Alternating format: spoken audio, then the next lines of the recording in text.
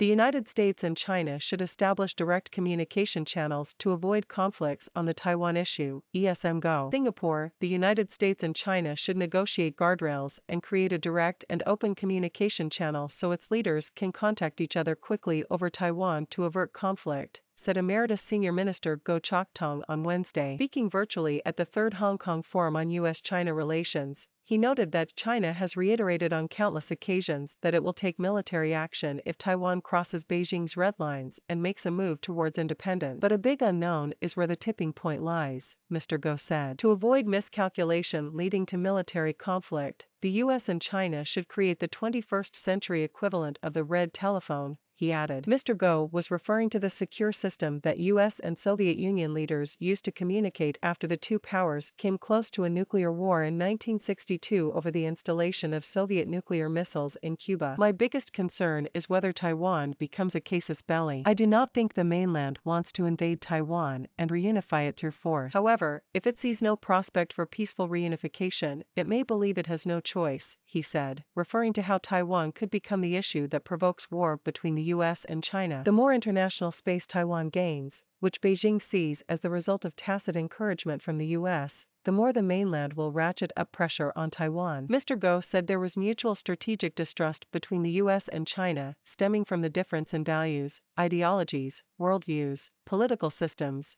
and perspectives on global governance. The US, having assessed that China is its main strategic competitor and a threat to American national security and values, has bolstered its military capabilities in the Asia-Pacific and also drawn attention to alleged human rights abuses in Xinjiang and Hong Kong, he noted. From Washington's perspective, China is not following the established rules of the global order, despite being a chief beneficiary. Instead, China is seeking to rewrite these rules in its favor, Mr. Goh added. Meanwhile, Beijing sees this, at best, as Washington's containment strategy to prevent China's rise, and at worst, as a long-term strategy to weaken China and break it up, he said. Hence, China is building up multiple defensive and offensive capabilities that it reasons are needed to protect its sovereignty and territorial integrity, he added. Mr. Goh said if the two superpowers cannot overcome their mutual distrust, the world will be condemned to deal with the geopolitical repercussions of the contentious US-China relationship for eternity. He called on concerned countries, leaders, institutions, media, business, think tanks and people who want to avert a catastrophic clash between the US and China to urge the two superpowers to play a positive-sum game and not a zero-sum game, or worse, a negative-sum game. Describing this as the voice of moderation, he said,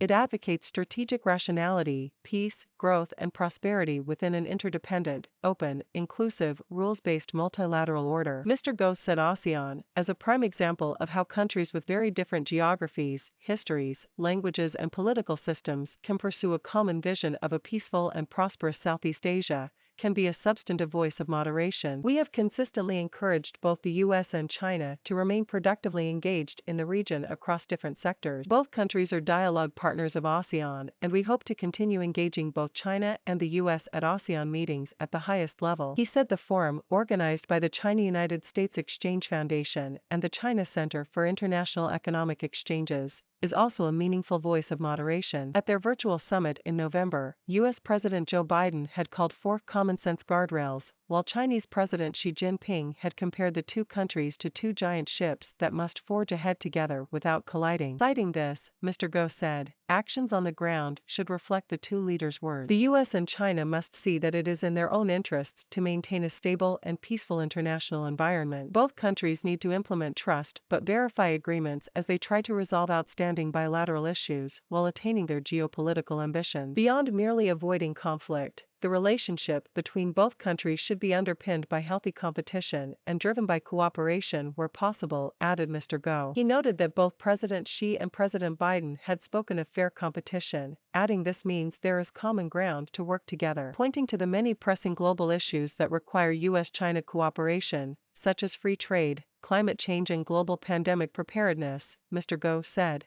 the US and China will have to address what exactly healthy competition will look like, in accordance with international law and the existing international rules-based order. Expressing hope that both major powers would have made good headway in managing their mutual strategic distrust by the next forum, he added, doing so will require wisdom and statecraft of the highest order. I believe both Presidents Biden and Xi possess these qualities. I pray that they will be able to build up strategic trust between their countries and peoples.